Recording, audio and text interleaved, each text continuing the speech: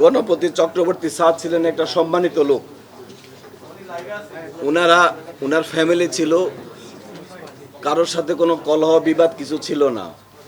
তো পার্শ্ববর্তী যে বাসাটা উনি এখানে বাড়ি করেছেন, পার্শ্ববর্তী বাসার উপর দিয়ে দুজন খুনি, তাদের নাম মুগ্ধ দাস, আরেকজনের নাম সিদ্ধার্থ। মুগ্ধ দাস এবং সিদ্ধার্থ পাশের বিল্ডিংয়ের উপর দিয়ে ওনাদের ছাদে আসে। ছাদে এসে, এটা বৃহস্পতিবার দিবাগত শেষ রাতে, তারা দুজন সম্পর্কে মামাতো ভাই, ছাদে এসে ওই ছাদে বসে তারা নেশা করে, ইয়াবা সেবন করে। ইয়াবা সেবন করাকালীন গণপতি স্যার, আমাদের ভিকটিম গণপতি চক্রবর্তী স্যার যখন উপরে সাউন্ড শুনে তিনি উপরে যান। খালি গায়ে ছিলেন, কাঁধে একটা গামছা ছিল। তিনি ওদেরকে ওনার ছাদে বসে আড্ডা দেওয়ার ব্যাপারে জিজ্ঞাসা করলে, চ্যালেঞ্জ করলে, ওই দুইজন খুনি, তারা যেটা আমি কথা বলেছি আসামিদের সাথে, আসামিরা তাদের পরিচয় প্রকাশ না করার জন্য, সমাজে তাদের যেন পরিচয় প্রকাশ না হয়ে যায়, তাৎক্ষণিকভাবে ওই স্যারের গলায় যে গামছাটা ছিল সেই গামছা দিয়ে পেঁচিয়ে ওনাকে সেখানে হত্যা করেন। গণপতি চক্রবর্তী স্যার যখন স্যারকে খুন করা হচ্ছে তখন উনি বাঁচার জন্য আপ্রাণ চেষ্টা করে এবং কিছু শব্দ হয়। শব্দ শুনে গণপতি চক্রবর্তী স্যারের স্ত্রী প্রীতিলতা চক্রবর্তী ওরফে ভোলা, এই ম্যাডাম উপরে আসার চেষ্টা করেন। উপরে আসার সময় ওই দুইজন খুনি উনাকে সিঁড়ির মধ্যেই গলায় গামছা পেঁচিয়ে, সেখানে ছাদের উপরে কাপড় চোপড় ছিল, পুরনো একটা গামছা পেঁচিয়ে উনাকে সিঁড়ির মধ্যে হত্যা করেন। উনার চিৎকার চেঁচামেচিতে Lily ultra soft serum gel, যা গভীর থেকে স্কিনে দেয় 3 গুণ সিরাম হাইড্রেশন। সিরাম জেল হাইড্রেশনে ব্রাইট থাকো সব সিজনে। উনার মেয়ে প্রার্থী চক্রবর্তী, বয়স 25, সে যখন এগিয়ে আসে প্রার্থী চক্রবর্তীকে তারা করে গামছা পেঁচিয়ে। এদের বক্তব্যে আমি যেটা শুনলাম, প্রার্থী চক্রবর্তী মারা যাচ্ছিল না, প্রায় 4-5 মিনিট লাগে তার প্রাণ যাওয়ার ক্ষেত্রে। সেই সময় তারা রশি দিয়ে তার গলায় এবং মুখে পেঁচিয়ে ধরে। একটা প্যাচ গলার উপর দিয়ে যায়, একটা প্যাচ মুখের উপর দিয়ে যায়। তারা এত জোরে এই রশিটা টান দেয়, তার মুখের চোয়াল ভেঙে যায় এবং চোখটা ঠিকরে বের হয়ে যায়।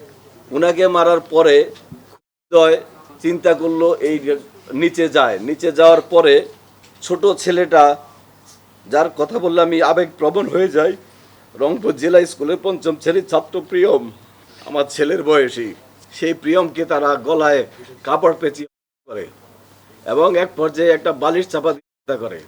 হত্যা করার পরে সকাল হয়ে যায়। এরপরে তারা ওই বাসায় ছোট ছেলেটা যে রুমে ছিল সেই রুমের বাথরুমে গোসল করে। প্রথমে সিদ্ধার্থ গোসল করে, সিদ্ধার্থ বের হওয়ার পরে মুগ্ধ গোসল করে। গোসল করার পরে তাদের ডাইনিং টেবিলে বসে তারা খেজুর খায়। সেখানে একটা বয়মে খেজুর ছিল। খেজুর খাওয়ার পরে তাদের কাছে একটা পিস ইয়াবা ছিল। সেই ইয়াবা তাদের ডাইনিং টেবিলে বসে সেবন করে এবং ইয়াবার আলামত আমরা পেয়েছি। ইয়াবা সেবনের পরে সকাল হয়ে যায়, জুমার দিন ছিল, তারা অপেক্ষা করতে থাকে বাইরের লোকজন যেন কমে যায়। যখন জুমার নামাজের সময় হয় তখন তারা, মুসল্লিরা নামাজে ব্যস্ত ছিল, রাস্তাঘাট ফাঁকা ছিল, দুইজন বাসার থেকে বের হয়ে সাথে লুট করে নিয়ে যায়। এর মধ্যে সিদ্ধার্থ, সে একটা স্বর্ণের দোকানের কারিগর, পিকে পাল জুয়েলার্সে 8 বছর যাবৎ স্বর্ণের কাজ করে। কাজে সে কোনটা স্বর্ণ কোনটা ইমিটেশন সে চিনে এবং একটা চুড়ি সে আগুন দিয়ে পরীক্ষা করে। আমরা যখন কালকে আলামতটা পেলাম যে একটা চুড়িকে স্বর্ণের চুড়ি কিনা পরীক্ষা করার জন্য আগুন দিয়ে টেস্ট করা হয়েছিল, তখন আমরা অনুমান করেছিলাম স্বর্ণের কাজে অভিজ্ঞ হয়তো কেউ থাকতে পারে। আমাদের সেই অনুমানটা সঠিক হয়, সিদ্ধার্থ স্বর্ণের কাজে অভিজ্ঞ। তারপরে তারা এই ঘটনাকে ডাকাতি বলে যেন পুলিশ মনে করে, সেজন্য তারা ইচ্ছাকৃতভাবে জিনিসপত্র এলোমেলো করে, অর্থাৎ তদন্তকে ভিন্ন খাতে প্রবাহিত করার জন্য ইচ্ছাকৃতভাবে এটা করে। দুপুরের দিকে তারা এখান থেকে বের হয়ে যায়। বের হয়ে যাওয়ার আগে সেই বাসায় 2টা ফোন ছিল। ফোনগুলো তারা ডিটারজেন্ট দিয়ে বালতিতে ভিজিয়ে রাখে, ফোনে যেন কোনো ফিঙ্গারপ্রিন্ট না থাকে। তারা বলেছে তাদের স্বীকারোক্তি অনুযায়ী ফিঙ্গারপ্রিন্ট যেন না থাকে, সেই উদ্দেশ্যে তারা এটা পানিতে ভিজিয়ে রাখে। বৃহস্পতিবার দিবাগত রাত্রে, অর্থাৎ শুক্রবার ভোর রাত থেকে শুরু হয়ে এই ঘটনাটা তারা সারাদিন ঘটায়।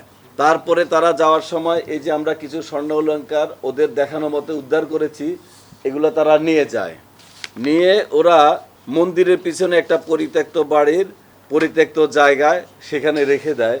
তাদের দেখানো মতে আজকে এই আলামতগুলা জব্দ করা হয়। ছোট ছেলেটাকে মারার কারণ হলো সিদ্ধার্থের একটা ছোট ভাই আছে অপূর্ব এই খুন হওয়া নিষ্পাপ শিশু প্রিয়মের সাথে খেলাধুলা করে এবং প্রিয়ম এই খুনিদেরকে চিনে। প্রিয়ম এবং অপূর্ব ছোট ছোট শিশু, তারা বন্ধু বান্ধব একসাথে খেলাধুলা করে। তখন সিদ্ধার্থ সিদ্ধান্ত নেয় যে প্রিয়মকে দুনিয়া থেকে সরায় দিবে।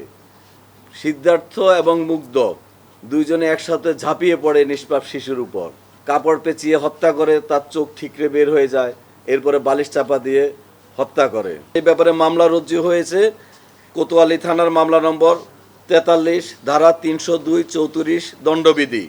মামলাটা সঠিক তদন্তের মাধ্যমে, সুষ্ঠু তদন্তের মাধ্যমে আমরা যেন অতি দ্রুত আমাদের পুলিশের যে করণীয় অংশটুকু চার্জশিট দাখিল করতে পারি এবং প্রকৃত আসামি তাদের যেন বিচারের আওতায় আনতে পারি, আমরা সে চেষ্টা করে যাব ইনশাল্লাহ।